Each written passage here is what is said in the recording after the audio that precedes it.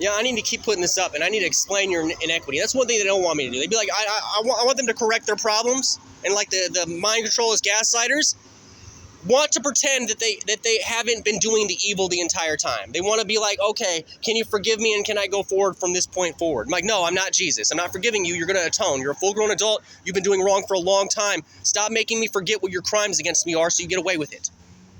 And that's what they're fucking doing. And I had an original point, another point that they're making me forget. Like, every time they make me forget something with mind control, which has nothing to do with me, because it's based on the topics, based on the subjects, which makes sense, because the more abstract I get, which is probably why everybody's getting so abstract, you know, down their little rabbit holes, because they have nothing to say about your abstract little niche.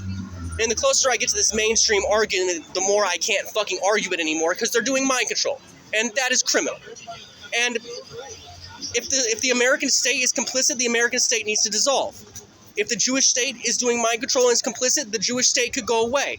The Jewish state needs to be destroyed. If it wants to fucking do mind control and thinks fucking it could be inside somebody's head trying to get rid of anti-Semitism because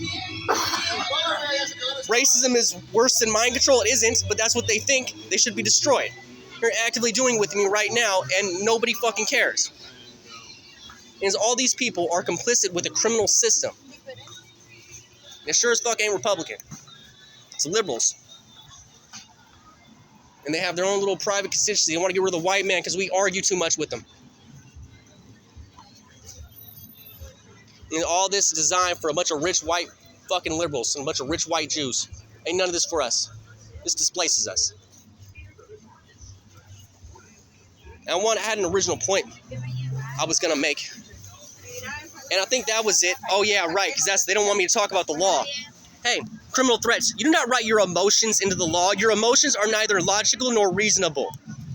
And they're actually illogical and unreasonable, often.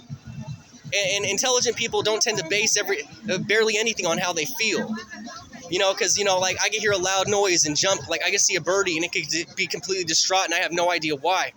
I mean, it probably has some idea with past lives, but, you know, eventually, it's something I should ignore because it's obviously something that's going on with me.